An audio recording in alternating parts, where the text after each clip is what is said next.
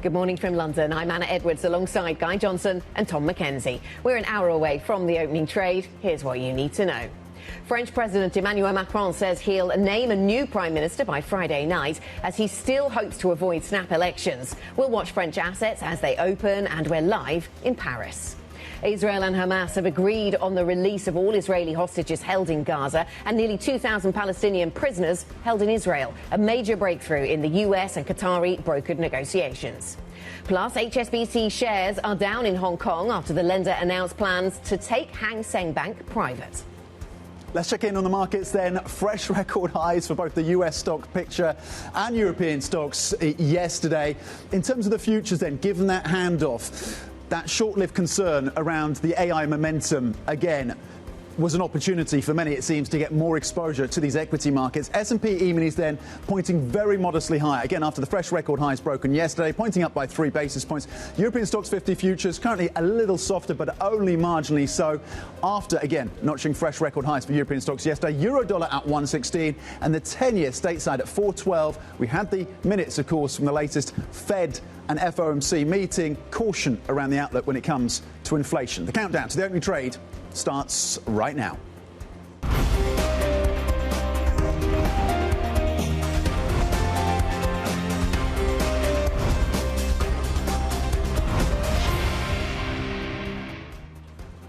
Thursday the 9th, good morning. Hour to go until the opening trade. Futures, as Tom says, look reasonably okay at the moment. We're holding near highs. It's a really busy news cycle this morning. There is a lot going on out there. The problem is, if you're a portfolio manager sitting down at your desk this morning, I'm not sure that any of it really changes materially the picture that you're dealing with right now.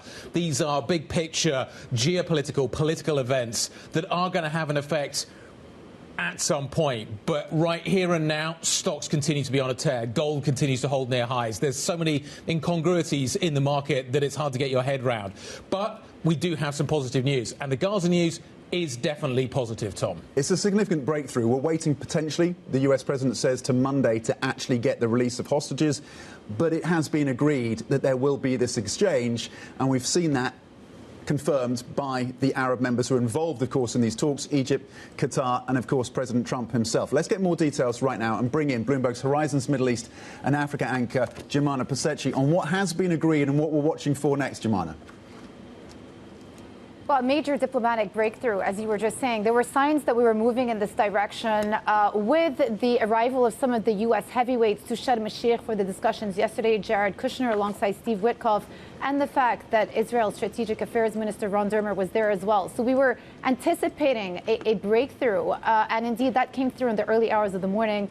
President Trump taking to Truth Social to announce that both Israel and Hamas had agreed to the first part of the first phase of the peace plan, and that Israel would subsequently withdraw to pre-agreed lines. So a major breakthrough there, which would see the release of the 20 hostages thought to still be alive, in addition to the remains of the deceased 28 victims who are still with and held by Hamas in the territory in exchange for Palestinian prisoners. So a breakthrough from that standpoint.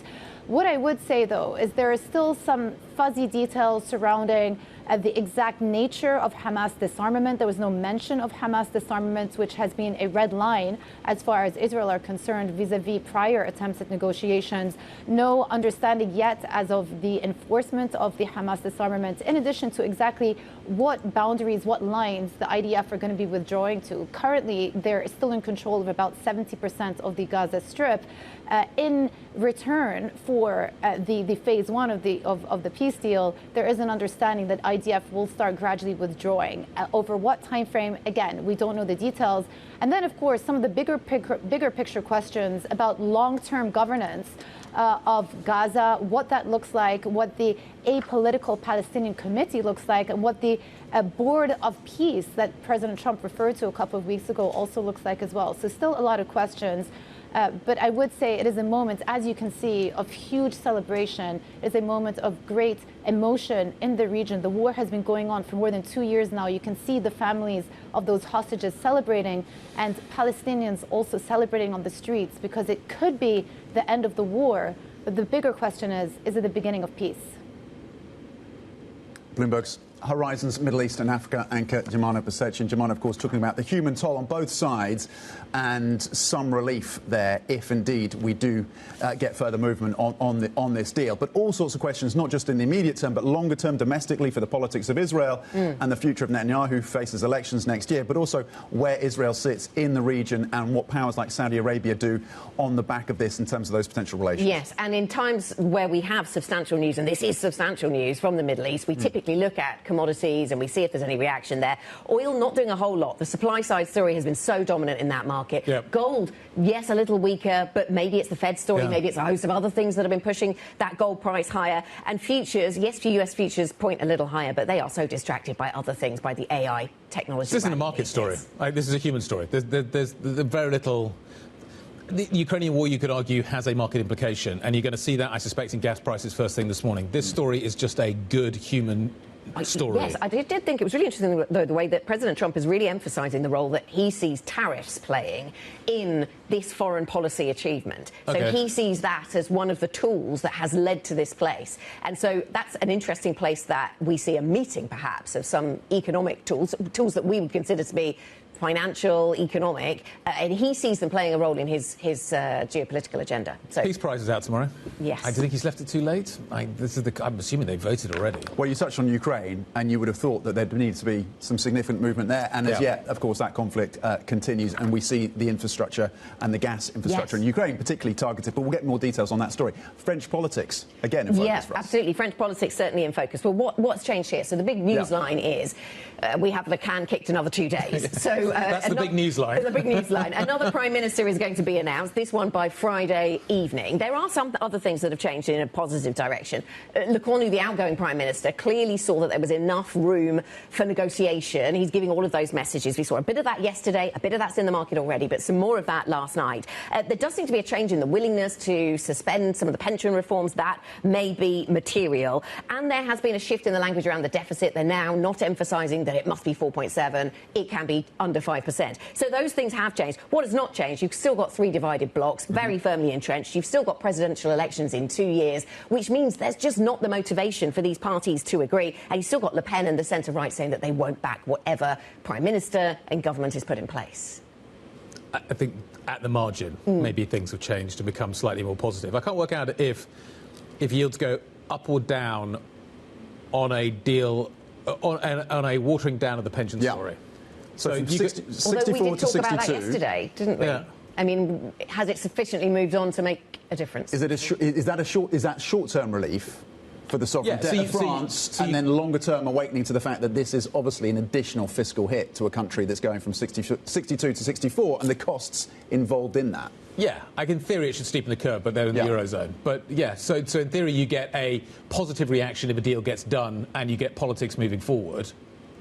But actually, in the long term, it's a horrible story and gets even worse as a result of this. I can't work out if the HSBC story this morning is just a housekeeping event. It seems entirely logical that they would buy Hang Seng Bank. They already own 63% of it. Feels logical that they basically pull this all in and make it part of the company rather than having this kind of weird subsidiary dual listing kind of thing going on. Complexity. So it feels like a simplification process this morning. I can understand why the stock is down on HSBC because basically you are going to see no buybacks for 3 quarters. And they're going to be spending £14 billion.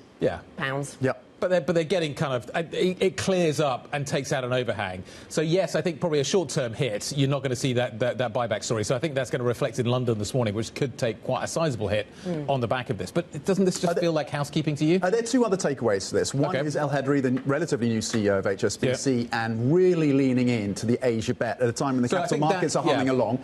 This is a CEO who taught himself Mandarin. I mean, that speaks to how committed he is to that part of the world. It's not easy to do. And he's done that. So I think you can read into something than that. This is a huge bet on Hong Kong, and if you're betting on Hong Kong, you're betting on China. And so for that for me is a significant take. Didn't we already know that?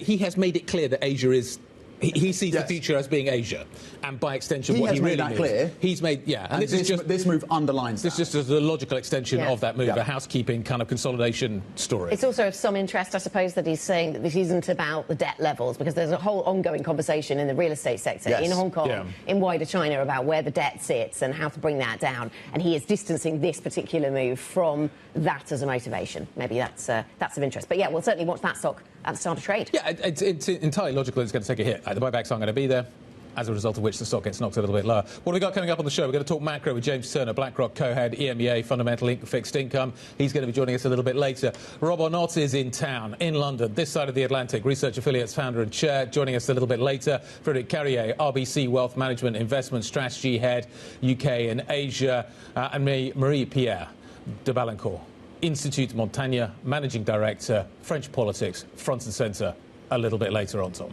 Here's what else to think about today as well. On the day, but 10:15 a.m. UK time, Prime Minister Keir Starmer and, of course, his counterpart over in India, Prime Minister Modi, will be speaking at the Global FinTech Fest in Mumbai.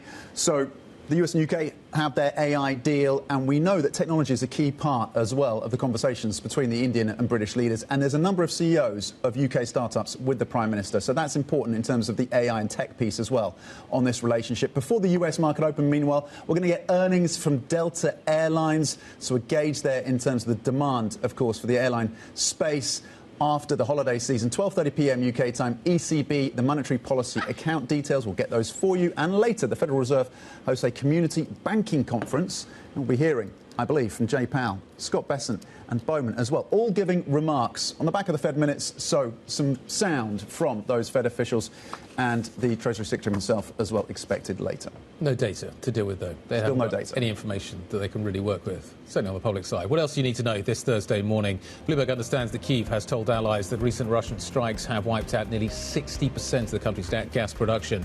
Ukraine's gas infrastructure had been able to meet domestic demand before the Russian full-scale invasion. The nation will likely need to spend almost €2 billion on fuel imports to get through the coming winter. In a Bloomberg scoop, sources say the United States has cleared the way for Nvidia to export billions of dollars worth of advanced AI chips. The UAE, the move is part of a broader AI pact between Washington and Abu Dhabi, with the UAE pledging massive investments in the United States. And Bloomberg has also learned that BlackRock has asked to pull some money it has invested in a Jeffries fund with large exposure to the trade debt of bankrupt auto parts supplier First Brands. Sources say BlackRock has been in talks to partially redeem funds from Point Bonita Capital. Jeffries say that Point Bonita had $715 million invested in receivables owed to First Brands, which filed for bankruptcy last month, and the picture there gets murkier and murkier. Yeah, plenty of coverage of that, certainly on the Bloomberg terminal. Now, coming up on the programme this morning, we will check, as we said, on those HSBC shares at the open, following the lender's decision to repurchase remaining shares in Hang Seng Bank. Plus, AMD shares continue to rally. We will chat about the AI tech boom. We have some great voices, as Guy's been saying, to discuss that today. Up next, back to Paris as the President Macron looks to avoid further political upheaval. If you want to get involved in any of these conversations, IB plus BBTV Go. That's the function on the Bloomberg terminal. This is Bloomberg.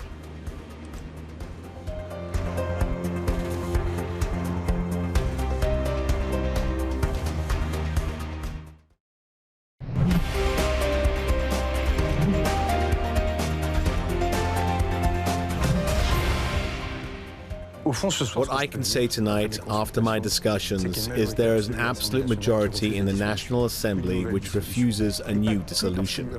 I feel a narrow path is still possible. It's difficult. But I told the President of the Republic the prospects of new snap legislative elections are receding. And I think the situation allows for the appointment of a new Prime Minister within the next 48 hours. Outgoing French Prime Minister Sébastien Lecornu speaking yesterday. We heard from him a couple of times. Things continue to develop in the French political story. The French President, Emmanuel Macron, says he will name then a new Prime Minister by tomorrow evening. Macron and Lecornu's comments offer some hope that France's political system can stabilise after 3 Prime Ministers were pushed out of office since December. For more, Lizzie Burden is in Paris for us. Lizzie, good morning. Why will a new Prime Minister last when the others have failed? I mean, Lecornu didn't last very long. No, and there is no guarantee of that. Of course, the French reaction seems to be a great big Gallic shrug, but at least for now, Emmanuel Macron has avoided a snap vote or his own resignation for now. Now, I know you'll remember he had given Prime Minister Sébastien Lecornu 48 hours to restore stability. Now the ball is back in Macron's court. He's got 48 hours himself to pick a new premier. But why should it be any easier, as you ask, when we still have the same divided National Assembly, the same three antagonistic blocs? Well, it looks like the path through is going to be on pension reform. The former Prime Minister Elisabeth Borne saying that she would be open to discussing suspending the 2023 reform that, of course, raised the minimum retirement age if that is the price of socialist cooperation, if that is the price of political stability. And Lecornu has acknowledged that the country does need to find a way to have a conversation on pension reform. He's reiterated, actually, that France has a margin for less ambitious budget cuts than planned, as long as that gap still falls below 5% of economic output next year. So it seems like they're working towards a compromise. But the elephant in the room, Anna, as Lecornu himself put it, is does that next Prime Minister want to be the president? And that question may be unavoidable. On the question then of pension reform, Lizzie, and adjustments there, at least a willingness to rethink that 2023 policy, coupled with possibly a less aggressive push on the deficit gap that remains for France. You put those two things together, is that enough to get the socialists on board at this point? What is our assessment in terms of the left of the political paradigm in France and whether or not that brings them on board? Well, if you look across the legislature, they don't have many options, Tom. If you look at the far right, Marine Le Pen has said that she's going to vote to oust any government that comes in. And if you look at the far left, Unbowed has said that they too wouldn't want to work with any government that is linked to Macron. Now, we've had three prime ministers from the centre who have all, as Anna noted, failed. So that leaves the left and the Greens. And it seems that their price is going to be this pension reform. But that, of course, has its own problems. Does that come at the expense of that centrist bloc? Does it come at the expense of the centre-right Republicans? And the big question remains, how do you square a left-wing government with deficit control? It's the very same question that we ask ourselves in the UK. Lizzie, great stuff. Thank you very much indeed. Lizzie Burden, as you can see, in Paris, covering this story for us. Joining us now around the table here in London, James Turner, BlackRock co-head, EMEA Fundamental Fixed Income. Good morning. Good morning. What do you do with France right now? Does another Prime Minister solve anything? Does it change the market perspective? Is the market going to continue just to kind of push spreads a little higher every day? How does this evolve? Well, I think in the short term, this is going to be a relief that at least there's not going to be elections in the near term. And so I suspect there's Why going is to that be a relief? I think really because there's been it creates some semblance of stability. There's at least a possibility that a deal can be reached in the short term. The markets just like stability. Yeah. But I think really what the overriding picture is that it's just a continuation of the volatility that we've seen in countries with budget deficits and but with particular bonds. reference to France, France has this problem that it has this parliament that is incapable of reaching agreements. And as a result of which we persist with a parliament that is incapable of kind of reaching agreement until there are elections that may resolve that tension. Which is why I asked the question about why kicking the can down the road in the short term and not having elections is a good thing. At some point, don't we need the catharsis of elections to at least give France kind of exit velocity one way or the other from this crisis, a way that you can maybe price it more clearly? Well, I think there's a vested interest in a lot of the parties actually reaching some consensus and not having elections because they're worried about the election results. But let's see down the road, obviously there will have to be some elections at some point, but I think people are going to push it as far as they can, and there is a relief in the market, I think, when that happens. But again, it's one of those things that's happening around Europe, sovereign bonds being the more volatile part of the market, and I think it really is just a vindication of what we've been saying for most of the year, is that really where we'd really rather sit is not actually in the long-dated sovereign bonds to get our yield. We'd rather get the yield from corporate bonds. in the belly of the curve, where we actually feel there's a lot more stability. I mean, spreads are tight, but yields are very good at the moment, and that's really what people want is income. Yeah, and James, to your point, we are seeing a little bit of narrowing of the spread between France and Germany this morning. Those bond markets opening up nice and early for us, 82.7, so it's really very marginal, but it's certainly moving in that narrower direction in terms of that spread. Thinking about corporate bonds then, and we've seen some corporates, so I think some French corporates have managed to price their debt lower than sovereign, maybe not that many, but that's happened. But on the other side, are there areas of the French space that you worry about, given what's been going on in French politics and the French bond markets? I think the companies we look at, and we sometimes see that corporates can price through the sovereigns, and we've seen it before. We saw it in Euro sovereign crisis over a time of extreme stress, and we see it sometimes in emerging markets as well. So it's not without precedent, and especially if the company is actually global and it has multiple revenue sources, it's not actually necessarily entirely linked to the French economy. Why should it necessarily price? I mean, the most vulnerable in terms of where you see the most action sometimes is in banks, and we haven't really seen those widen out much either, because actually I think when you look at the French banking space, it's actually in a very good state. So really we feel quite comfortable still with looking at those companies, and there's good reason why they're not pricing wider. Can I ask you a question about the wider European corporate bond space? You mentioned in your notes that when you find things that are mispriced, you do use fundamental research to try and find things that are mispriced. When you find things that are really mispriced, what is usually the reason for that? What is it that you find that the market just hasn't paid attention to and should have? I mean, there's a myriad of reasons. Sometimes it's because the company is in a sector that's just out of favour.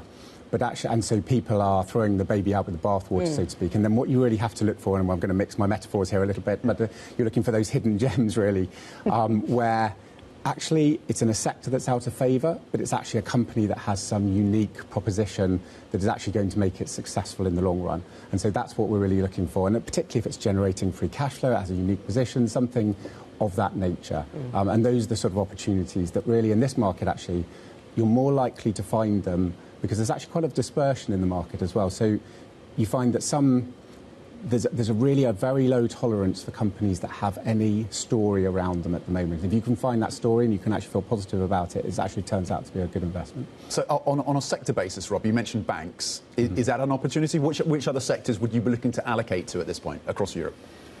So I think banks have been a good opportunity this year. They've tightened in quite a bit, but having said that, we still see the fundamentals as very strong. I mean, anything related to AI build-up and the enormous capex that's being spent, there's not really many AI directly related companies in the European corporate market. But having said that, there are companies that have second-order effects. So there's companies that will be building data centres, there's companies that are involved in the construction of them, there's the ones that will be providing the power networks for those companies.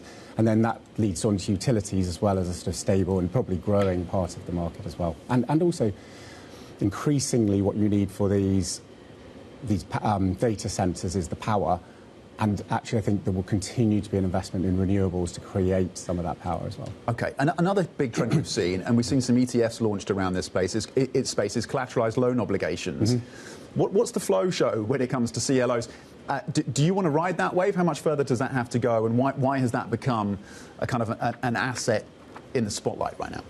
I think it's something that, and if we go back a long time, there was a stigma attached to CLOs because people confused them with CDOs and what happened in the financial crisis. And that distinction is important, isn't it? It's a very important distinction, but it's also something that's created, even to this day, you still hear people talk about that, and there's a stigma attached to it. So the spreads have always been wider, I think, and well remunerated, and especially when the spreads have tightened on corporate debt, people are looking for other opportunities. And when you look at particularly AAA CLO, you're getting 125, 130 spread. That compares very favourably to corporate debt markets, and so people are taking a bit of an allocation there, and so we're seeing flows into that market at the moment. OK, James, thank you very much indeed. James Turner, BlackRock co-head of EMEA Fundamental Fixed Income, on the preference around the belly of the curve when it comes to corporate debt and maybe some of those AI-exposed names in Europe as well. Thank you. Coming up, growing fears of a multi-trillion-dollar AI bubble, meanwhile, as investors look for signs of reassurance on so-called circular investments. We get the view of Rob Arnott. That's coming up. This is Bloomberg.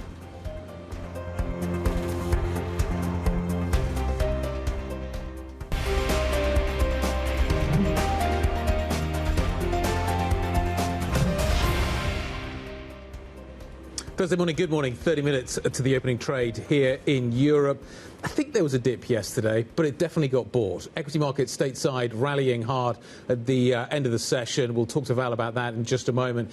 Here in Europe, I'm not sure there's that much translation out of the session yesterday. I think we captured most of it. CAC futures are up a tiny bit. I read into that what you will. FTSE down, keep an eye on the banks. HSBC, Lloyds could be under pressure this morning. Euro Stoxx 50. Flat as a pancake. Yes, interesting that we do see a little bit of strength, even though it's only a little bit, in the French market. I'm looking at bond markets then across Europe. We've already talked about the open of those European government bond markets with France in focus, and we do see that the spread has come down. It now starts with an 8 and a 2, so that's, getting narrower, the French spread over German bunds, which means the 10-year French yield is at 3.512. Itself actually not moving all that much. Some of the movement seems to be in the German trade. OK, so yes, Wall Street closing then at another record high yesterday, of course, helped by further gains for companies linked to the AI boom. Let's bring in Bloomberg's Valerie Teitel, who's been monitoring this for us. So, Val, there was about 24 hours of caution around the AI theme, and then almost inevitably a kind of buy the dip move, and we ended up at fresh record highs. Yes, we did. The Nasdaq actually having the best session yesterday in 7 weeks, closing up more than 1%. And take a look at what drove that rally behind me. AMD in the session yesterday soared 11%, making its 3-day gain since it signed that deal with OpenAI to over 40%, all on the back of this excitement around the AI trade. But I thought it was really interesting that the momentum into equities yesterday was so strong. Even though we did get a fairly hawkish set of Fed minutes, there were a lot of warnings in there. The tone was fairly hawkish. Those that were in favor of a cut were hesitant to do so because the majority did cite upside risk to inflation. I think we're going to start begging the question, when perhaps is the Fed going to start warning about AI valuations and the risk of a correction? We heard the same thing from the Bank of England actually yesterday in their semi-annual risk report, said that these lofty AI valuations, the soaring share prices in AI could create some sort of systemic risk to the UK financial system if we were to see a steep correction. But it seems for now the Fed is setting rates not for the AI trade but for the bottom K of the economy. I want to end on gold here because that is something that we have seen retrace but just slightly from record highs. We're down less than 0.2% in the trade yesterday. Notched a record in the session yesterday, hitting 4,050. So we're just shy of that today. But the equity trade rolls on. Valerie, thank you very much. Bloomberg's Valerie Teitel, of course. Joining us now to talk about these markets, Rob Arnott, founder and chairman of the board of research affiliates. Very nice to see you here in London. Thank you for being with us, Rob. So, Valerie, they're talking about, and Tom talking about how the dip was bought in tech stocks. And we spend a lot of time on this programme thinking about whether there's a bubble, whether that matters right now, here and now, and what do we do about it. Now, I know that you've spent a lot of this year thinking about whether there are parallels with the dot-com era, and maybe some of those parallels are useful and some not so much. What's an update on your thinking there? Well, this does seem to me to be a bubble. The thing about bubbles is that they're built on a foundation of fact. The dot-com bubble was built on a foundation of the internet will change everything. It'll change how we buy and sell goods and services. It'll change how we get our news. It'll change how we communicate with friends, with clients. It'll change how we do our research. All true. The other parts of the narrative were these companies have a moat. They will remain dominant for the foreseeable future. And this is all going to happen remarkably fast. It didn't happen remarkably fast. The world of 2005 wasn't that different from the world of 2000. And the moats were temporary. So Intel, Lucent were among the 5 most valuable companies on the planet. And where are they now? Intel's been massively disrupted by Nvidia. Yeah. Lucent is gone. So bubbles, people will ask, what's the catalyst? A catalyst, by definition, is a surprise. And so it's a fun game to guess at the catalyst. The more sensible thing to do is to ask, where should I place my bets? I would never recommend shorting a bubble. I would recommend lightly underweighting a bubble and underweighting it by more as it goes higher. AI, the narrative is very similar to that of the dot-com bubble. AI is the real deal. Anyone who spent a few dozen hours with ChatGPT or Perplexity knows that. But being the real deal doesn't mean that people have found ways to profit on their vast capex. Healthy capitalist system, companies need happy customers who believe the product is worth more than they had to pay for it. Okay, so it sounds like there are quite a lot of things we can learn from the dot-com bubble, and you are very clear about how to handle this one and how not to handle this one. What are your thoughts then around monetization and around how quickly we will see profits accumulate to those businesses that are investing so much money in AI technology? People will work out how to monetize their investments in AI, but it's not likely to happen as fast as the advocates suggest. Human beings embrace change gradually and grudgingly. And so will the world of 2030 be wildly different from the world of 2025? Probably not. During this trip to Europe, I've been asking myself the question, this driver taking me from the airport, will they still have a job in 5 years? The person greeting me at the hotel, the chefs, the servers, and so forth. The vast majority of jobs are not likely to be affected. Large numbers of jobs will be affected. Your job should be fine. Oh, well, that's good to know. But AI will leverage your time so that you can get more done. And so will there be people on this floor who aren't needed? Yeah, sad to say.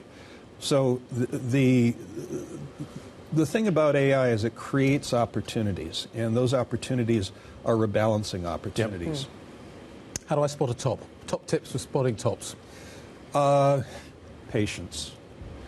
Picking the top is very, very hard. I was a bear on the dot-com bubble well over a year ahead of the peak. And are you a bear now? I'm just trying to work out on timing. I'm cautious. I'm not flat out bearish. AI will be a genuine What would make you bearish? Further rises in valuations from these levels. Okay. Do you anticipate that that's going to happen? Do you think? I think that's the more likely scenario. So we melt up from here. We continue to push higher. Continue to melt up, but you use that to fade your exposure. Right. And we're known as the inventors of fundamental index. Fundamental index, unlike other value strategies, doesn't shun the Magnificent Seven. It downweights them to their economic footprint. So instead of 33, 34% in Mag 7, it's got about 18 or 19%. Right. It fades it. If the Fed cuts rates, does the US have a cost of money problem at the moment? Should the Fed be cutting rates? And if the Fed does cut rates, does it further inflate the asset bubble? Australia's been called the lucky country because it went 30 years without a recession. For 25 of those 30 years, the RBA rate, the equivalent of Fed funds, was almost always 1 to 2% above the inflation rate. So there should be a real cost of money. Never take rates below the inflation rate. That was the terrible mistake of the 2010s. It led to a very anemic growth. The short rate should be less than the long rate.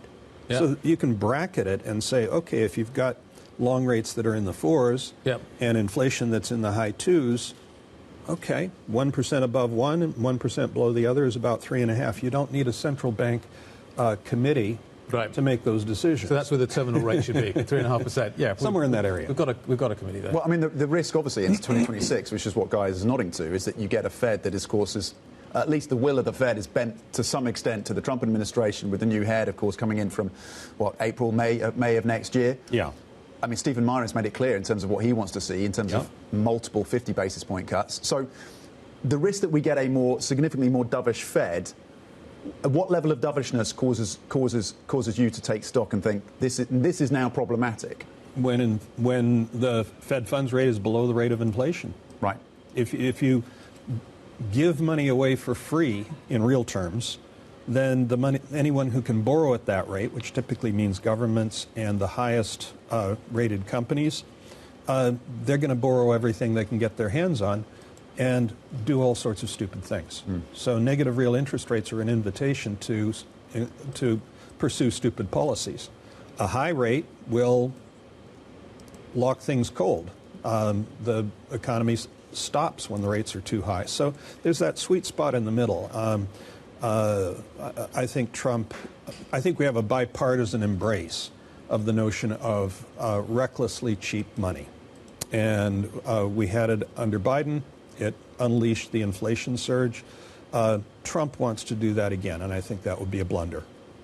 And you couple that with the kind of spend that we're seeing on AI, because I want to bring it back to the top of the conversation. Where across the ecosystem, because you name-check ChatGPT and Perplexity, and this ecosystem is touching all sorts of parts of the economy now, whether it's utilities and energy or the hardware. What is looking most resilient? If you're placing your bets around AI and you want to be putting your due diligence in place and mitigating some of the risks that you are flagging, what parts of the AI ecosystem do you think are looking less vulnerable at this point? Very simple, the customers. For AI to prosper, for AI companies to prosper, the end customers have to find ways to monetize. That means the whole sweep of the economy embraces AI, starts to use it in more and more material ways, find ways to increase their efficiency. So I would say look outside of the AI and tech community at the end users who have the potential to use it profitably and to enjoy benefits in reducing costs and boosting profits. So I wouldn't look to AI companies as the prime beneficiaries. I would look at their customers as the prime beneficiaries. And that prompts another question then, Rob. You spend a lot of time looking at structures of the index and what's doing well and what's not. We talked a lot about growth areas. Value stocks, not really a time to be talking maybe about value stocks, but can some of them employ that technology that you described to stand out? Spot on. That's exactly right. The spread between growth and value is near all-time records. Part of the reason for that is the flood of money into indexation. It pushes up the members of the index, which are mostly growth and not value stocks. The non-members are mostly value and not growth stocks, and they tend to be small cap. So you have this vast spread between growth and value. You have a wider spread between large cap and small cap than ever before in history. And here's the fun fact, and that is that value companies have had earnings and dividend growth this century to date nearly identical to growth stocks. Shocking. Which basically means the companies are doing fine, the stocks aren't. The stocks are getting cheaper and cheaper because of flood of money into the members of the indexes. Now, that means that the opportunity for mean reversion is there. The catalyst question is a legitimate one on that. But even without mean reversion, these have a much higher yield, and their growth is just as good as the large cap growth and big indexes. Okay, the opportunity around value. Rob Arnott, thank you very much indeed. Not shorting this AI bubble that you characterised, but maybe going lightly underweight that AI bubble. Go light. Research Affiliates founder and chairman Rob Arnott. The other key takeaway is that Anna's job is safe. Not sure about the rest of us. He didn't mention anyone else. Thank you. No, it's just you. It was just you. Coming up, we're going to take a closer look at French corporates amid the current turmoil, of course, in France. This and your other stocks to watch next.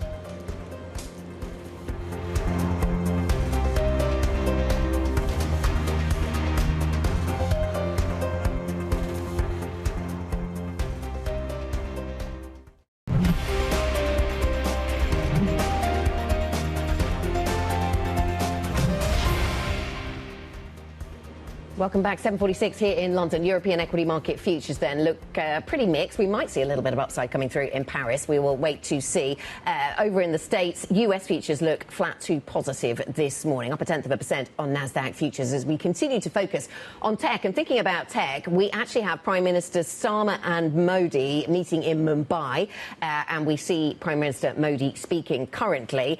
They have been holding bilateral meetings in Mumbai. They've been discussing the free trade agreement, which you may remember was signed earlier this year. They're expected to issue joint statements, to deliver keynote speeches at a global fintech festival that's taking place in Mumbai. So no doubt that will get people's attention a little bit later on. But here we have this press conference, which we had to be paused slightly earlier because Keir Starmer couldn't hear the translation. But we understand it's all back on track now, and now he can understand what Prime Minister Modi is saying. Technology, maybe. Technology and defence. Interestingly, obviously, India gets a lot of its defence hardware from Russia, which has been a sore point for the US. It's a lot of its oil from Russia as well.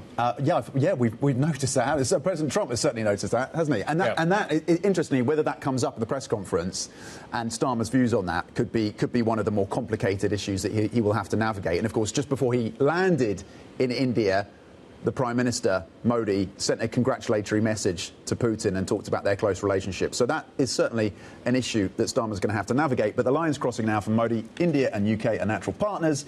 India and UK relations have advanced significantly under Starmer. So we'll keep across this for you. OK, let's focus back in on the markets then and get 3 minutes on the markets with our executive editor, Mark Cudmore from the Markets Live blog. Mark, good morning to you. There's not a huge amount of momentum, it seems, right here and now in terms of where to take this conversation. Sure, we've got the tech trade, that dip was bought in the United States. I guess that tells us something. Yeah, absolutely. I think we're lacking some of the fundamental threats on the horizon that normally give people kind of wonder whether the narrative will change. We don't have an obvious central bank meeting that's in doubt that's going to change things immediately coming up. We're not getting US data at the moment because of the shutdown. Sure, we're coming into earnings season, but we're not getting into the major heavyweights yet. And so I think overall it's unlikely that we're going to see, unless always there's open to a black swan, so there's no point even talking about it, unless we get a black swan, there's not an obvious reason fundamentally for narratives to change at the moment, which is probably positive for stocks. They continue to grind over that wall of worry. If you want to see a change of narrative, it's probably going to come internally, and what I mean for that, it's going to come from markets that just get too stretched and trip over themselves. And if you're looking for a source of that, the most likely one for me is, as you know, we've talked a couple of times this week, I do think the dollar is ripe for a year-end rally, and that might put a few positions under pressure, which might have some spillover effect. That said, as long as it stays relatively, not too rapid, it's a controlled rally, I don't see it having too much cross-asset impacts, but it's what I'm watching for. Nassim Taleb says there are no more black swans. They're all white swans. We know what the risks are, and as a result of which we just kind of got to wait for them to come and deal with us. Mark, just kind of work me through this dollar rally. What happened? So if the dollar starts to rally, and I'm looking at the screen this morning and I'm starting to see some early evidence of that, just walk me through the process of how this will ripple through into other asset classes and how that process will work. So I think most importantly, a stronger dollar is a slight tightening of financial conditions for the rest of the world. And obviously, many assets are priced in the dollar. So you take one of the most consensus trades in the world out there, bullish gold. It makes sense. It's a logical trade, but everyone's on it. Now, if you have a strengthening dollar, that is, immediately that's the other side of what gold is measured in and how people have their gold trade on. Now, the two biggest marginal inputs for gold, I'm not saying they're the fundamental drivers, but the marginal inputs are the dollar and higher yields. And we're in an environment where higher yields are being pressured higher. So if you suddenly have a move where people are losing on their short dollar positioning, which is where the speculative market is, it is true that the world is structurally long dollar, but the short positioning is short dollar. So they get squeezed on that. They get squeezed on a consensus long gold position. And then suddenly they start going, hey, we're starting to hurt in some of our positions into year end. And that's where they start saying, why don't we start taking some profit in some of the other things that have been working very well? And that's how you can get an internal change of narrative. Now, I've lined up that scenario. That's not my base case. My base case is actually that equities continue to kind of grind higher over this wall of worry, because it is a very, very high bar for us to get an internal hurdle to trip us up. It can happen. It's what I'm watching for. And the only reason I'm watching for it is because there's not a fundamental scare on the horizon. So stay probably bullish, but expect dollar to bounce. OK, the dollar could bounce and earnings will continue, or at least equities could continue to grind higher as we lead up, of course, to earnings season as well. Will that be the next catalyst? Bloomberg Markets Live Executive Editor, of course, Mark Cudmore. Mark, thank you. Remember, you can get an update, analysis and insight from Mark and the rest of the team. Just go to MLIV Go on your terminal. Let's get your stocks to watch right now, though, with Chloe Melly. Chloe. Good morning, Tom. Let's keep an eye on French stocks today after President Emmanuel Macron said he will be able to appoint a new prime minister by Friday. So, of course, this creates a measure of stability in a country that has seen a lot of political turmoil and chaos recently. So let's see how some of those key sectors in the French economy react this morning. We're thinking, of course, about luxury, but also banks and construction. It's worth noting that the CAC 40 has been underperforming that broader European index, as we can see here, for quite a while now. And this is likely to continue because France is not out of the woods yet. It still needs to pass their 2026 budget. So this is something that we'll be keeping an eye on going forward as well. Moving on to defense, which could be weaker today on the back of news that Israel and Hamas have reached a hostage deal. Defense is a sector that tends to be a bit weaker when news of peace comes through. We can see here that basket of European defense stocks has rallied massively. It stalled a little bit over late summer when Trump was really pushing for a Ukraine peace deal and has rallied since. But it could be weaker weaker this morning on the back of this quite massive breakthrough with Israel and Hamas. And finally, let's keep an eye on UK home builders after new data that UK estate agents have turned pessimistic for the first time in 2 years on the back of tax rises and broader economic concerns. So let's see how much further pressure we get on those key names across the house building sector. And of course, this ongoing uncertainty will last up until at least the November budget that we will get. And this is likely to continue to weigh on sentiment up until then. Thank you very much, Chloe. Chloe Melly there with the stocks that we are watching. We're keeping an eye on that press conference over in Mumbai. Prime Minister Keir Starmer now speaking. We have been hearing from Narendra Modi. A lot of the focus has been on things the two countries can do together, of course. Back to the stock markets, we are expecting not a huge amount of movement in terms of the overall indexes. Michelin, I noticed another stock that could be weaker today. There's some talk from some of the brokers that could put some downward pressure here. Yeah, I think the standout story to me this morning looks like it's going to be a bad day for British banks. Looks like HSBC is going to be under significant pressure. That stock story related to what they're doing in terms of the Hang Seng Bank and the takeover, the kind of the buyouts that they're dealing with there. Plus, it looks like Lloyds is going to be down. And I think those two stories, the banks have been a big driver of FTSE outperformance so far this year, or FTSE outperformance, FTSE performance so far this year. And Lloyds was up by 3.7% yesterday because of expectation that the compensation payouts wouldn't be as big as the market had expected. And now here's Lloyds saying, actually, we need to take more of a provision for this. So, yes, there could be some downside. An additional material motor finance provision was the line across, wasn't it? Material. So we watch for Lloyds and the moves around that story as well. Coming up, of course, we're going to bring you the opening of the trade picture as we look at European futures, currently just down 0.1%, but again, in the context of a fresh record high yesterday. Stay with us. This is Bloomberg.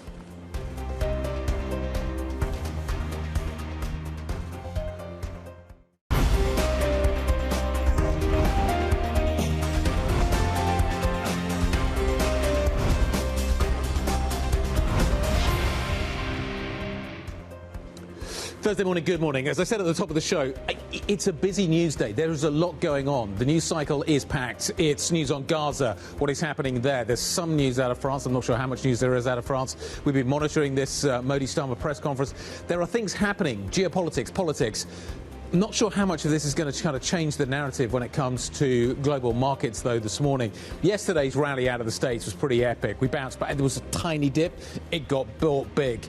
You saw AMD rallying massively. The tech stock story is definitely still on the tracks at the moment and running at full speed. That was a story. Gold's given up a little bit of ground, but not by much. The dollar starting to gain a little bit of traction. This was the story for Europe. That's the white line. But the blue line is the US. This kind of rapid acceleration up into actually a very tight range for the rest of the session. Europe actually went out near session highs, which is why I don't think actually from this chart to Tom's chart there's much read across. Yeah, and to your point, Europe notching a fresh record high yesterday. It was a consumer products space that really led the gains on a sector basis for the session yesterday. Today, the futures are range-bound across Europe, looking for the next catalyst, it seems. Here in the UK, a slightly different picture, though, and Guy has flagged the pressure on some of the banks, HSBC and Lloyds, and we'll break those stories down for you. FTSE 100 futures then down 0.4%, looking to drop 37 points. The CAC current over in France on some modest moves that could be edging us closer to some kind of resolution politically, putting up 0.1% over in France. Anna. Yeah, let's focus in on some of the stocks and sectors that could be in focus. You mentioned the banking sector in the UK. We'll certainly look for pressure there. That comes in the shape of HSBC, which has been trading weaker in Hong Kong after it has decided to take Hang Seng Bank private. Also, Lloyds with its headlines around compensation for autos mis-selling. Michelin in focus, and downside pressure maybe there. And management reshuffle at ASML in focus as well. OK, here we go. Time for the market open. The opening trade is upon us. Let's take a look at some of these numbers. We're not anticipating very much. The focus, I think, this morning is going to be on the FTSE 100, which actually, despite what the futures are signalling, opening in the green. I wonder how quickly that might fade. We'll see how the banks open. There you go. We're starting to see maybe a little bit more red on the screen. The Stock 600 is down by 1/10%. The IBEX is down by 1/10%. But it's interesting. The FTSE 100 maybe not the underperformer that maybe anticipated early on. We're getting a fairly flat open there. The CAC is up by 0.2%.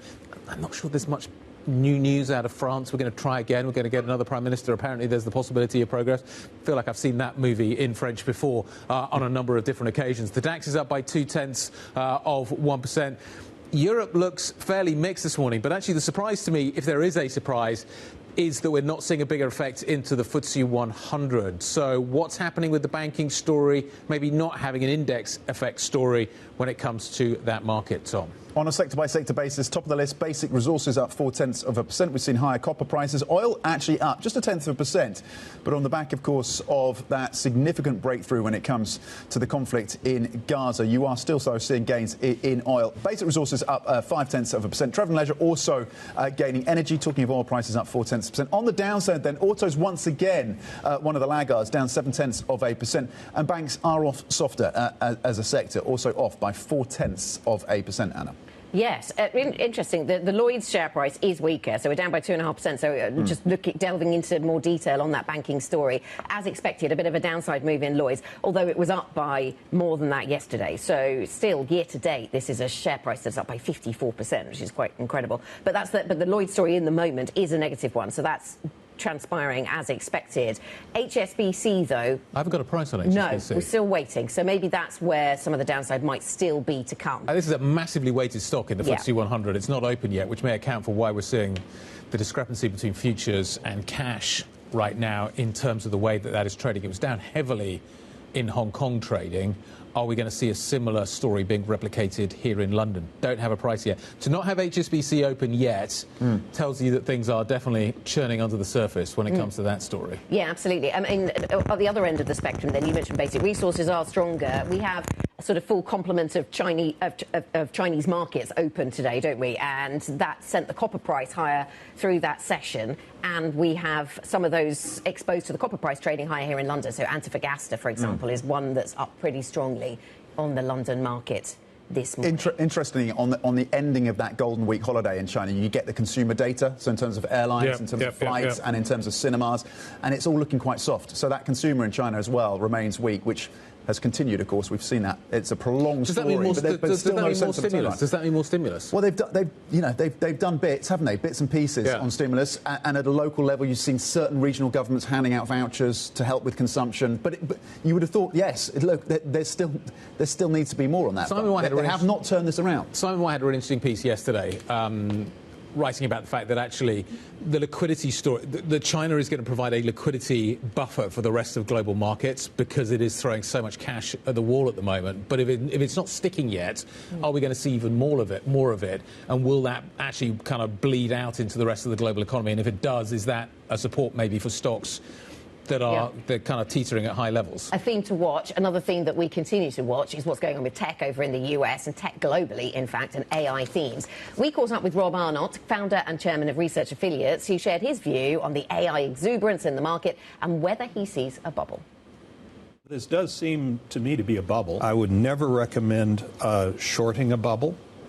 I would recommend lightly underweighting a bubble and underweighting it by more as it goes higher. AI is the real deal. Being the real deal doesn't mean that people have found ways to profit on their vast capex.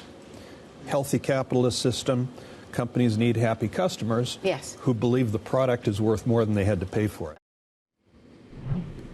Let's get the views now of Frédéric Carrier, Head of Investment Strategy in the British Isles and Asia at RBC Europe. Frédéric, nice to see you. So this is such a dominant theme, the AI theme, what it's doing to tech stocks in the States, but it's having a knock-on effect globally, obviously, and some European businesses have a very big stake in this. Big picture then, do you see bubble territory in that kind of theme globally?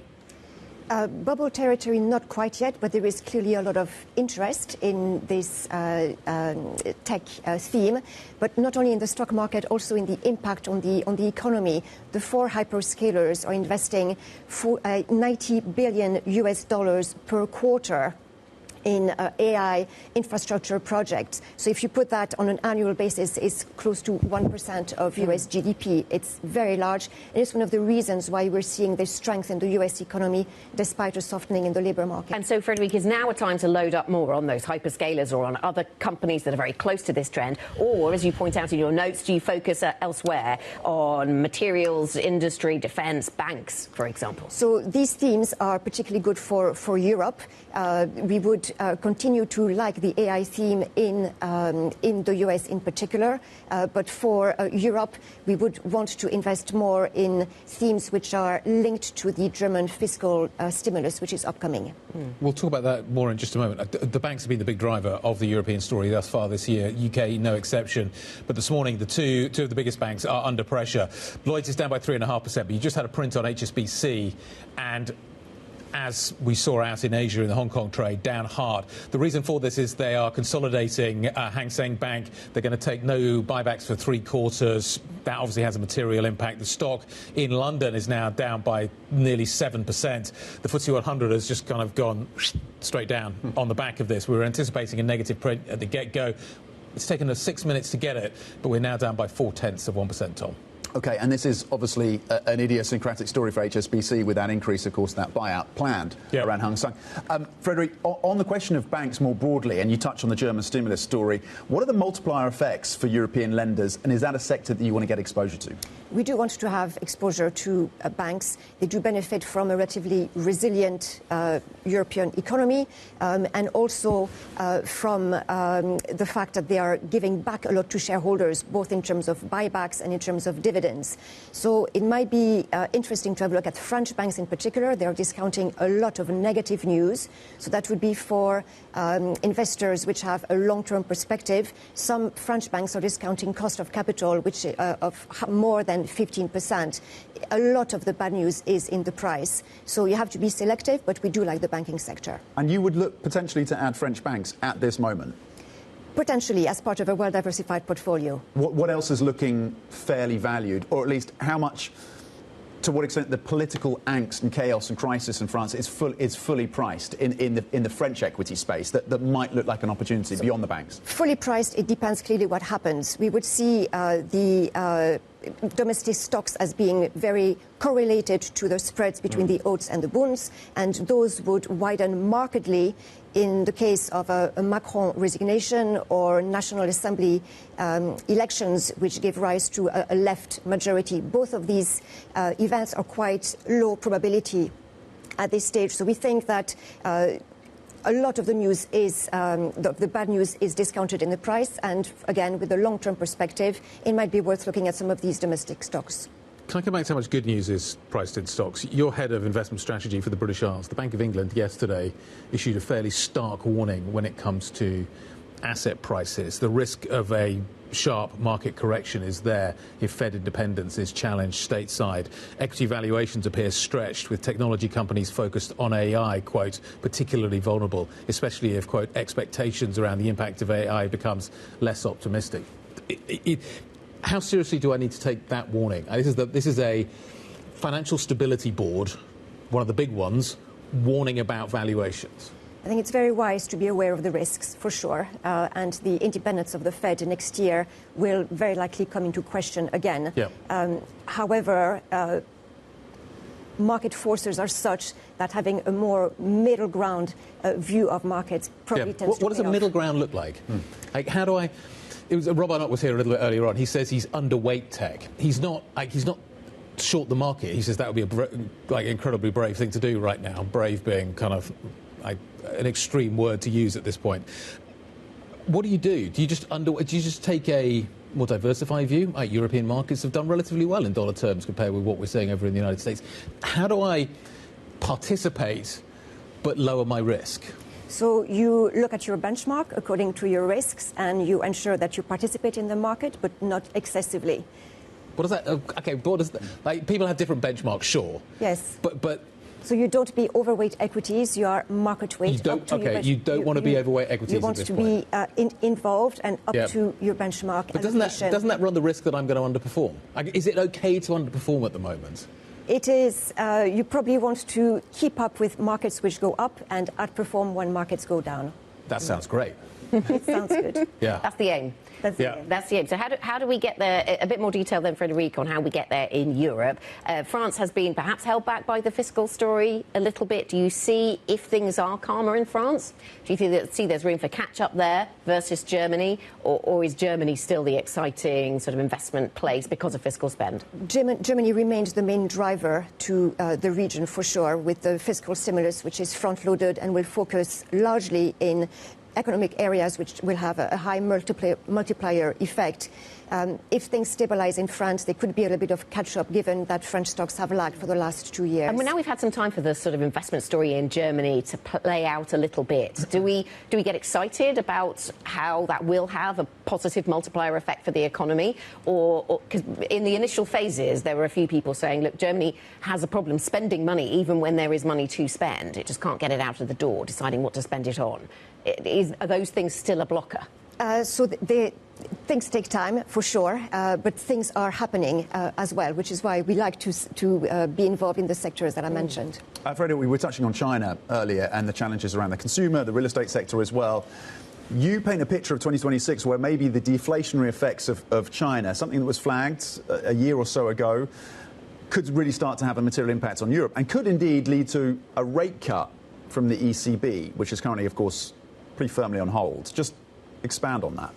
So if Chinese exporters decide to divert some of their exports initially aimed at the US to Europe, we could see a deflation impact.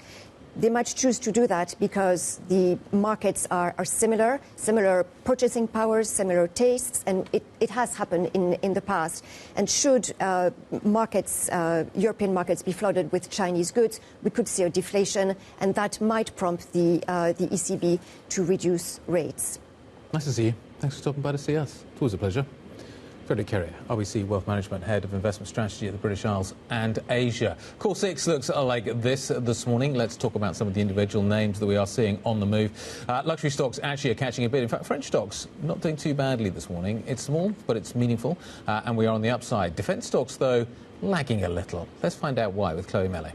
Good morning, guys. So let's start with some weakness across that defense sector this morning on the back of this hostage deal between Israel and Hamas. So defense sector is obviously a sector that tends to get a little bit weaker when there's news of peace, of ceasefire coming through, and doing a bit better when more tensions come through. And so today is no different. And this breakthrough between Israel and Hamas is driving down the stocks a little bit across Rheinmetall, Hensoldt and Leonardo this morning.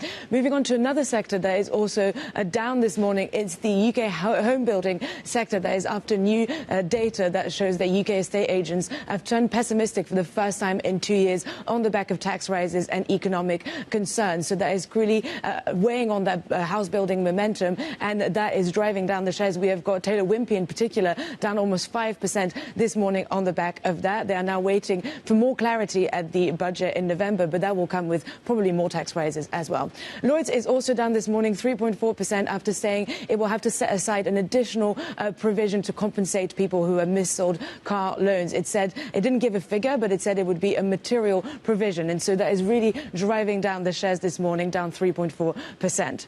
Moving on to Michelin, the tyre maker hosted a pre-close call that disappointed investors. Analysts noted there was volume weakness and that there was a lack of breathing space in the guidance, which means that the company will most likely miss that guidance this year. And it is down on the back of that 3.5% this morning. And finally, let's end on a positive move for Sodexo, which is a catering company. It announced a new CEO, and the market seems to be reacting quite positively to that. Analysts said that this will bring better governance to that company. So we are up 3.3% this morning for Sodexo. Chloe, thank you. Chloe Melee from the equities team with an update there. Let's just turn to the basic resources sector. We talked a lot about the banks. That's the biggest weight to the downside. We'll come back to that theme in just a moment. But the sort of push to the upside here in Europe does seem to be coming through from basic resources. And there's one thing that unites some of the companies doing well, and that's copper. We saw copper prices really doing very well during the Asia session. Some of that might not filter through into London because Chinese markets have been closed for some time. But you can see that copper prices are up by 2%, and some of those businesses that bring that stuff out of the ground also up pretty strongly. Another piece of news that came through from China was this change in terms of export restrictions for rare earths. Yeah. Specifically taking a leaf out of the US book, which is if you are a manufacturer of products outside of China using rare earths, then theoretically, under this new regime, you have to get an export license from China. How they actually implement that is a question, but of course it mirrors what the US does in terms of businesses that use either software or manufacturing equipment to make, for example, high-end semiconductors. ASML and Tokyo Electron and others. Yep. So this is interesting. It seems to be, the way it's been framed is it's a leverage play ahead of the meeting between the two presidents, potentially later this month. Yeah, that's still on, I think. But what it delivers, I don't know. It's interesting, it's going to go quiet on that one. You would have thought that could be a major market catalyst. Yeah. But it does feel as if both sides are trying to ratchet up tension in advance of that. It's hard to kind of get a read on how much progress is going to come out of it. It just feels like we're going to be in this kind of ongoing, rolling forward narrative that we're in right now. Yeah, today's mood music is a little gloomy. We'll see what tomorrow brings. Coming up on the programme then, HSBC ramps up its exposure to Hong Kong with a deal to take Hang Seng Bank private. That has sent shares weaker here in London, just as it did in Hong Kong. Here in London, down by 6% or so. We'll have more details on that story and a host of other news flow from the banking sector. This is Bloomberg.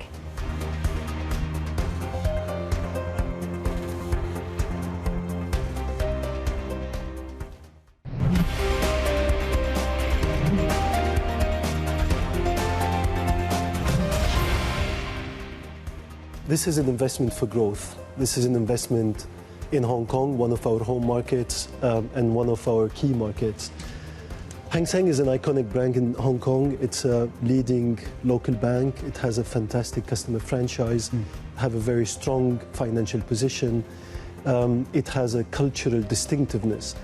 And the idea here is to effectively take private Hang Seng by retaining its distinctive customer franchise, by retaining its branch network, its own customer proposition. The HSBC CEO, Georges Elhedery, talking about plans to take Hang Seng Bank private, valuing the lender at $37 billion. The share price impact here in the UK, well, it's down by 6%, over 6%, as they're spending money to buy the bit of the business that they don't already own. Let's talk to Tom Metcalf, our EMEA Managing Editor for Finance, Investing and Legal. And good morning to you, Tom. It seems the market is, evaluating the deal itself or thinking about the impact it might have on buybacks? What explains the weakness we're seeing in the HSBC share price this morning? Yeah, I think it's the buyback for sure. They're saying, look, we need to temporarily pause buybacks at least for the next 3 quarters, effectively to pay for this.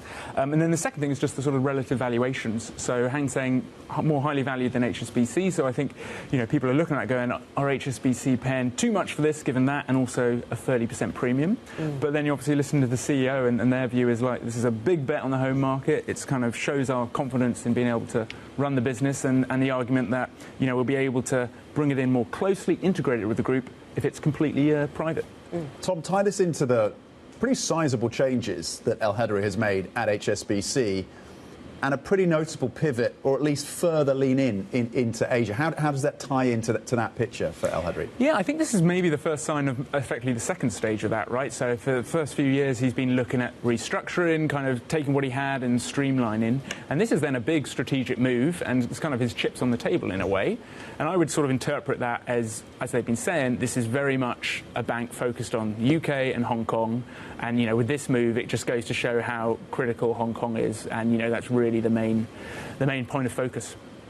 Let's talk a little bit about what's happening with Lloyds this morning. I just want to bring up the 5-day chart because I think it's I think it tells what the story is here. This time yesterday, we gapped higher. Yeah. As we anticipated that actually the hit that was going to come through from this motor finance ruling would be smaller than anticipated. Today we kind of almost completely round trip on that, as you can see. We've basically just wiped out what we got yesterday. Is that the narrative here? Is Lloyds worse than it looked, or how did the market get this one wrong? It's a really hard one to judge, I appreciate, but yesterday it felt positive. Today it feels quite negative. How negative is it? No, absolutely. I think probably it's a kind of reversion to the mean in that, yesterday all the analysts were effectively saying, given the FCA guidance, they don't expect certainly material provisions to emerge from Lloyds, which has already done a very kind of proactive job of providing for it. So I think obviously only Lloyds can really tell, what their exposure is, and clearly, again, they haven't even given us a firm number here. They've just said they may need to provide, and it may be material. But I do think that suggests that, perhaps the first blush interpretation of that FCA response was, hey, look, it's lower than they were guiding. This must be good news. But actually, when you dig into the details, it's still £11 billion, right? And someone's going to have to pay for that. And the sense is, Lloyds' analysts expect about 15% market share. So 15% of that would be higher than the billion they've taken. It would be, on a back of the envelope, 1.6 billion. So, again, I think it's very fluid. And, it's, giving up gain. So it's not kind of terrible news, but it's more like a kind of, we shouldn't be celebrating too much. Yeah. Let me take us stateside to First Brands within the finance sector, because this is a business, of course, that collapsed into bankruptcy, and now everyone's trying to work out who's connected to it. And Jeffries is a name that comes up in the States a lot. UBS, we talked about yesterday with this in mind. I spotted at least 4 stories on this when I came in this morning. This is clearly something that's going to keep on giving in terms of where the exposure to First Brands sits. And that makes you wonder where in Europe it sits. Yeah, absolutely. And I think it'll be a fascinating test case, because this is the first really big blow up, I suppose, or this sort of period, and seeing where, fine, I was not expecting to see UBS so prominent in these things, but the effects of this have been, they're sitting on some kind of $500 million exposure, and it looks like their deal with Cantor Fitzgerald to sell off one of the units with exposure, UBS O'Connor, is now kind of being renegotiated under threat. So what will be interesting is, where are the other European banks exposed? I mean, it's kind of, you go back to the financial crisis, UBS, was similarly exposed there, and it's interesting to see how history repeats itself. Yes, I remember during that period thinking about where the exposure to the crumbling US housing market was, and of course some of it was in the United States, but some of it was in some weird places in small banks in Germany. So, it's always those places you've got to watch. Are we getting back into that kind of environment, though, where weird connections that we didn't think were there start to be there? I can't remember which central banker it was going into that phase, said basically we've managed to disaggregate the risk and we've kind of put it in different parts of the system, and as a result of which the system is more stable. The problem with that is we didn't know where it was, and it showed up in unexpected places. You talk to a lot of bankers, do you get a sense that there is that possibility again? I mean, it certainly sounds very familiar, right? It's kind of, gosh, could be the same. I mean, the interesting thing is everyone you talk to is like, well, yes, potentially, theoretically, but just not with us, right, as you'd expect. So, I think, as I say, it'd be very interesting to see how First Brands plays out, because if it can be kind of isolated and it is, one of the few cases of this, then maybe it kind of packs up one narrative. But if it continues to spread, then, I think it's a real reminder to the market that whatever looks good on paper, when it really gets tough, you can really see surprise losses. Tom, great stuff. Thank you very much indeed. Tom Metcalf on what is happening in the banking sector. We should probably just... there's a few tech stories out there that we should probably just spend a moment just thinking about. TSMC out earlier on with numbers. That's kind of worth focusing on as well. Big rally yesterday in tech as well. What do you make of the AMD story? What do you make of what we're learning from TSMC this morning? So I think in the context of all these concerns about circular financing and the run-up and valuations and bubble risks, every box needs to be ticked. And TSMC has just ticked another box in terms of the demand. So over that 3-month period, and you're right, this is monthly sales, and then Bloomberg puts them together into a 3-month number, and it showed that 30% increase for a company, of course, that is actually physically producing the chips for the likes of Nvidia and so AMD. Someone's monetizing it. So sometimes monetizing it. It's just confirmation that demand, at least for now, is still there. And then on AMD, the run-up continues. They had that deal with OpenAI, and then we got change at the top, a new CTO at ASML, which is important given this guy's deep experience at ASML, and those earnings in 5 days' time. When we come back, we'll talk about French politics. This is Bloomberg.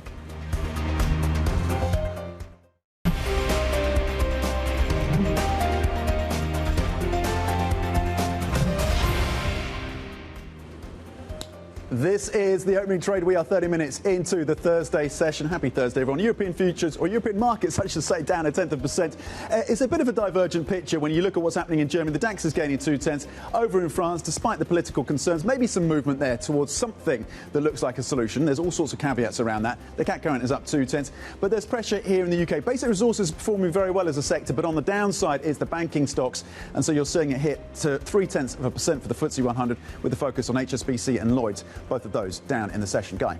Let's talk about the mix. Let's talk about the internals. Let's figure out what's going on below the surface. Higher, 377. Lower, 197. Some heavyweights, though, that are on the downside, which are acting as a drag. The British Bank certainly a factor in that mix this morning. Volume's actually reasonably good, which I think is interesting as well in terms of what we're seeing in this market. There are some interesting 52-week highs out there. Johnson Matthey makes things clean, I guess is one way of looking at what they do. They do catalysts and all kinds of exciting things like that. The stock is up by 1.4%. They're guiding. They're pushing the guidance this morning. The market likes what it hears on that front. Caring, I think, is the really interesting one today. So look at Demaya, the new boss, came from the car sector, coming into the luxury sector. He's got a town hall coming up a little bit later on with some of the leading managers from the Caring business, Gucci, etc., etc. I imagine the town hall is quite a nice town hall. Anyway, they're having that meeting a little bit later on. It's going to be fascinating to see what the read is from that. But Caring this morning responding strongly. A French stock up by 1.45%. And we were talking about what's happening in the metal space. One of the reasons why the London market maybe isn't getting dinged up as much by what is happening with the banking sector. The mining stocks are on the front foot. Anglo-American posting a fresh 52-week high, up 2.28%. Anna, what else is going on? Yeah, let's get an update on some of the other stories we are covering for you this morning. The Indian Prime Minister Narendra Modi and his British counterpart Keir Starmer began their bilateral meeting in Mumbai today. In a joint press conference, Starmer said he expected to secure major investments before leaving the country. The two leaders are planning to issue a joint statement and deliver keynote speeches at the Global FinTech Fest, which takes place later today. The US president has announced a deal between Israel and Hamas that could see the release of the remaining hostages by next Monday. Prime Minister Benjamin Netanyahu has described it as a great day for Israel, while Hamas said it valued the efforts of the US president. And the French President, Emmanuel Macron, says he'll name a new Prime Minister by Friday evening. Macron has so far avoided the need to call a snap election that would have deepened the political chaos in the country. Outgoing Premier Sébastien Lecornu, who was tasked with negotiating with the political groups in the National Assembly, has said that sufficient progress has been made to allow work to begin on forming a new cabinet. Guy. Who's left? Who's going to be the next Prime Minister? We must be running out of names at this point. Maybe we do shift left and maybe find a new source of PMs there. Let's try and answer that question and all the other questions that are swirling around in Paris this morning. It is where we find Lizzie Burden. So let's hand things over to her. Hey, Guy. Well, of course, the question, as you ask, is who will be the next Prime Minister? Let's try and get a sense of who it might be from Arthur Delaporte, who is a Socialist MP here in France. Thank you so much for making time for us this morning. Hello. Your party has said that it's time to try a left-wing Prime Minister, given that 3 from the centre have already failed. Do you think that this is the option President Emmanuel Macron might actually pick this time? That's what we are asking him, because if we want to avoid a new snap election, we have to find a way to social stability and to fiscal justice. And if we want this, the only way is to have a left-wing Prime Minister, because it is the only one who can avoid a new non-confidence vote, because he would have the support from the left, but also a kind of support from the Macronists. But Arthur, what does left-wing mean? Does it have to be a socialist, or could it be someone close to the socialists? It could be someone close to the socialists, but it has to be someone who knows the parliament. Okay. It has to be someone who can also have the support from the Green Party, for instance. So it has to be someone who say we say a cohabitation. So it's an alternative government. It's not a Macronist government, and this is the major sign we have to launch to the country. So would Pierre Moscovici qualify? If Pierre Moscovici says he will suspend, for instance, the pension reform, then it could be Pierre Moscovici. Or but Bernard Cazeneuve. But I can say any names you want. It has to be someone who makes a different policy, and this is the main point. Well, yeah, your party said that it's not about the personnel, it's about the policy. Yeah. In that case, could Lecornu remain the negotiator? If Lecornu says I will do something very different, but we have seen that Lecornu did the same during 4 weeks, and even yesterday he was saying the same things he was saying last week. So there's no big difference between Lecornu and Lecornu, and there's no difference between Lecornu and Macron, in fact. But look, the Republicans and some members of the centre, including Edouard Philippe, have said that they are against suspending pension reform. I wonder if you do get a left-wing Prime Minister, aren't they just going to face that opposition and then not be able to get a budget passed as well? I don't understand them, because the cost of political instability is higher, much higher than the cost of the suspension of the pension reform, which is about 3 billion euros. So it's not so much when you compare it to the cost of instability. But they would say that they don't understand you. Would you be willing to give up your red line on pension reform if it meant that they could get a budget through? Our red line was first the total abrogation of the pension reform. The suspension is not the same thing, because today you have nearly 63 years old for the official age of retirement. But you know that it is official legal age, but then most of people take their pension after 63 because they don't have the full pension. So are there other compromises you might be willing to make? We can discuss everything, but we have to be in office for this. Okay. And if you were to see snap elections here in France, I wonder, do you worry that the Socialist Party of yours would have a lot to lose? I don't know. We could also have a lot to win.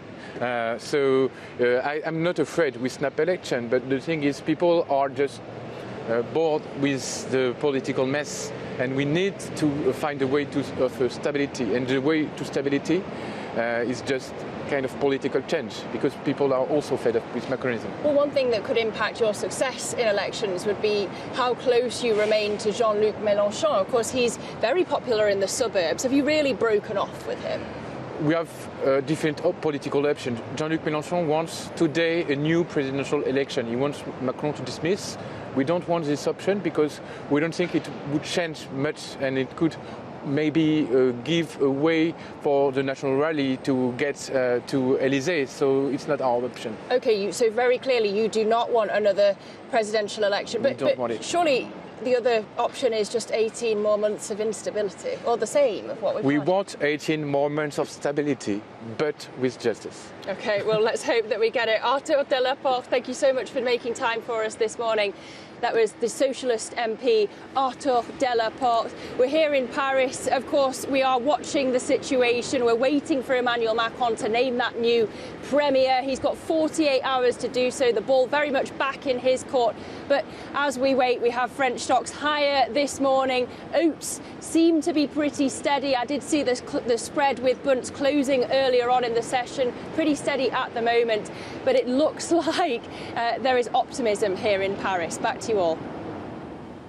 OK, Bloomberg's Lizzie Burden on the ground for us in the French capital, of course. Let's continue this conversation, bring in another voice and another level of expertise now with Marie-Pierre de Bayancourt, director at the Institut Montaigne. Marie-Pierre, thank you for your time. Is it your sense that President Macron is getting close to a point where he's going to give major concessions on pension reform and on the deficit to get the socialists on board? Is that what we're looking at by the end of this week? Well, honestly, nobody knows, because what really is happening today is a political crisis in France. And as your 10 minutes earlier show, it is not an economic crisis. So on one hand, you have the CAC 40 that holds its ground. You have savings running high in the country. You have all the enterprises that are working quite hard. And on the other hand, you have a political turmoil that is really, in my view, the manifestation of the crisis of the political class that is hanging up to power and that doesn't want to see how urgent and absolutely necessary reforms are.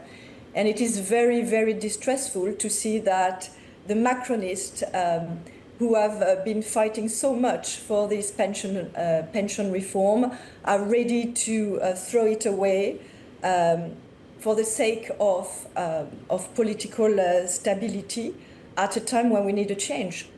So it is really the crisis of a political class that is paralyzed and jittery as 2027, the presidential election, approaches, and the prospect of a potential dissolution increases. So I do not believe that the compromises will lead to a lot of useful stuff for the country. OK, so a compromise is not necessarily the way to go as we think about the challenges for this Fifth Republic and the constitutional crisis that some have framed this as. What is the least bad option then? Is it a vote, parliamentary elections, Is it President Macron stepping down, or is it the appointment of a prime minister who can somehow try to find some way to appease the left and the right? Well, it can be any of this solution, as long as there's a clear mandate in front of the people, because what you see today, and especially in the rise of the national rally and the extremist left in France, is that the people are rejecting the governmental political parties because they believe they have failed the voters in their commitment to bring security and prosperity.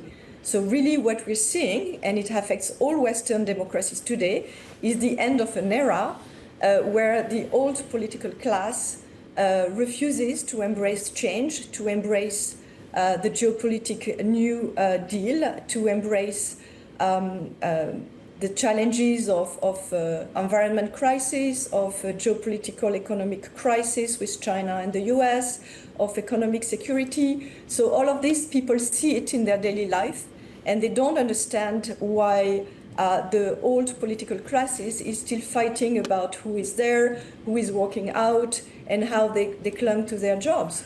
So in my view, we're just witnessing the final conversion of a dying political class. So whatever comes out of it, and that propose some change and some much needed reform, will be a benefit to all, whether it's a new prime minister, whether it's the old one, etc.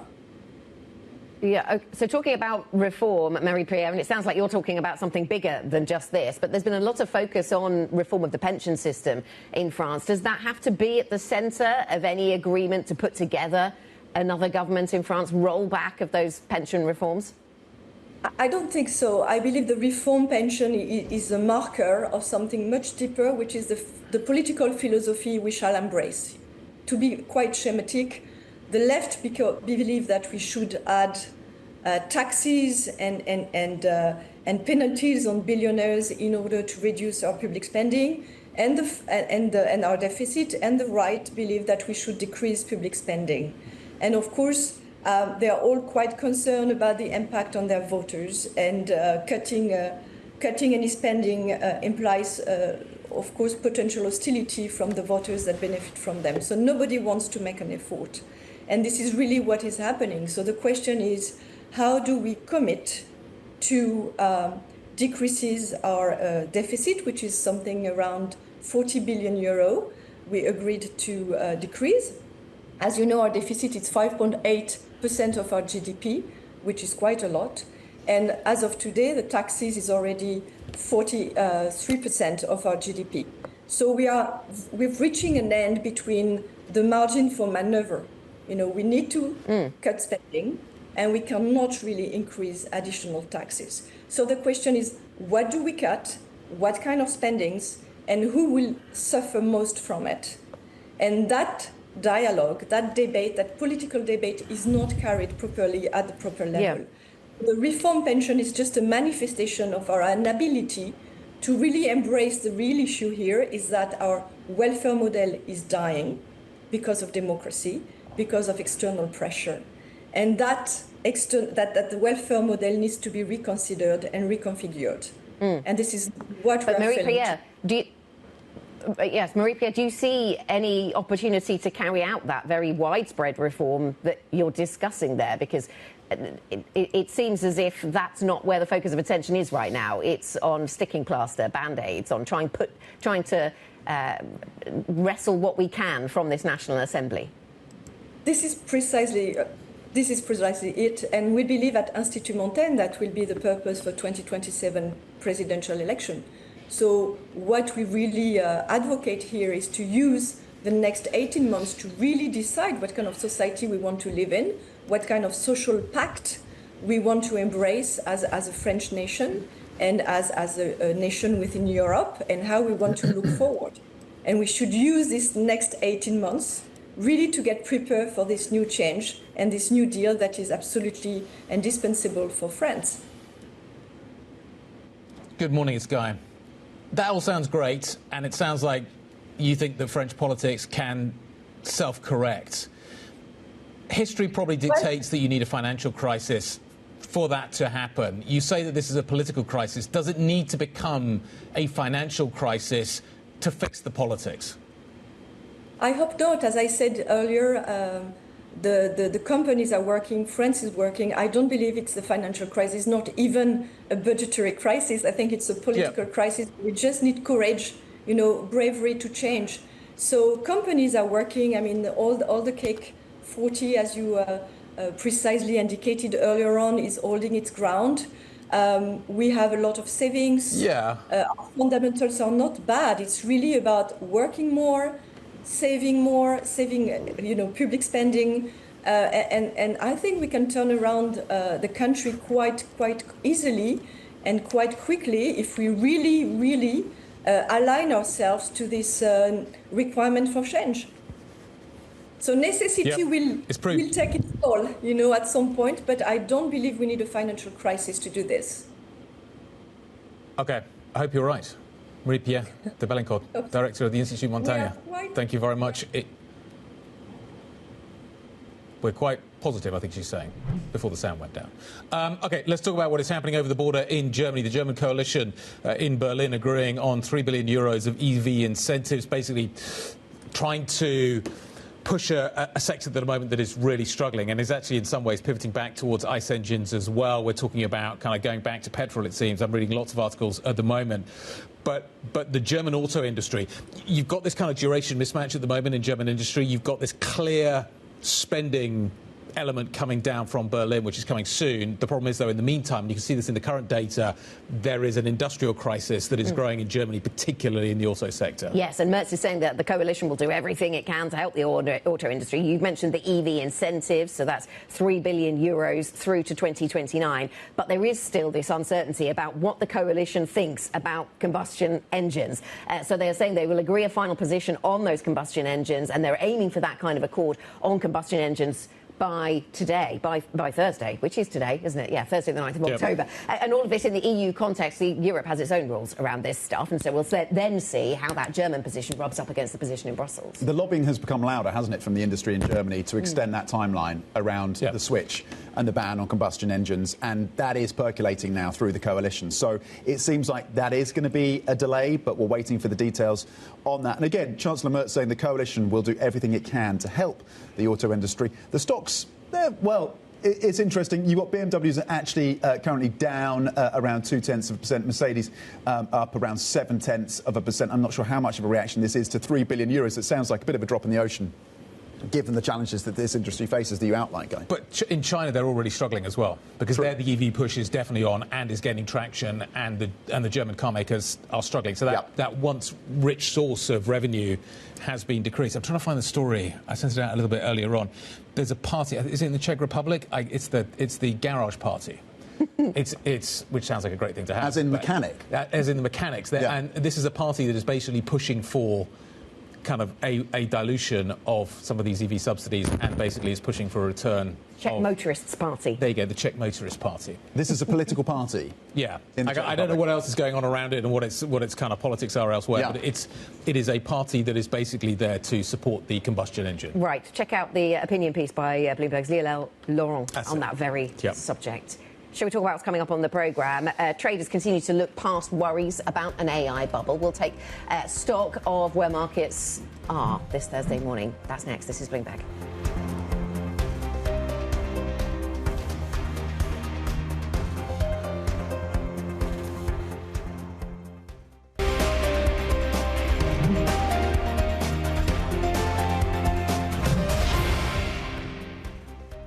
Ray, when you were building everything, what motivated you? Was it knowledge or money?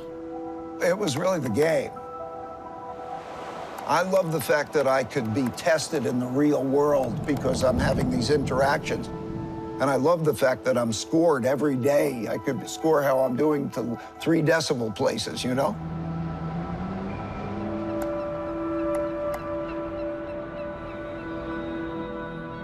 Showtime.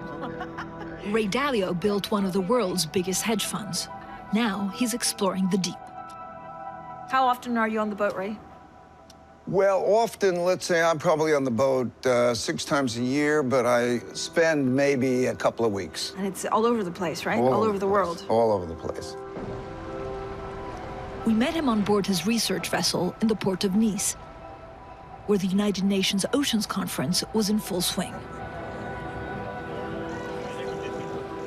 At events like these, world leaders, NGOs, big business, and stakeholders gather to raise awareness and address the urgent needs of our waters. So is President Lula coming? It's on and off, and it's on and off, but he is supposed to come with President Macron, but these things come and go. They're held up. I know what it's like. How long did it take to build the ship? About 3 years from the architecture to building it through. No. Is there one thing that you're trying to? One thing. There's lots of things. We want to see it all. This is twice the size of all Earth combined, right? Of all land, and it's never been explored. But why? Are you frustrated? I mean, you seem No, like... I'm excited. Okay. I'm excited.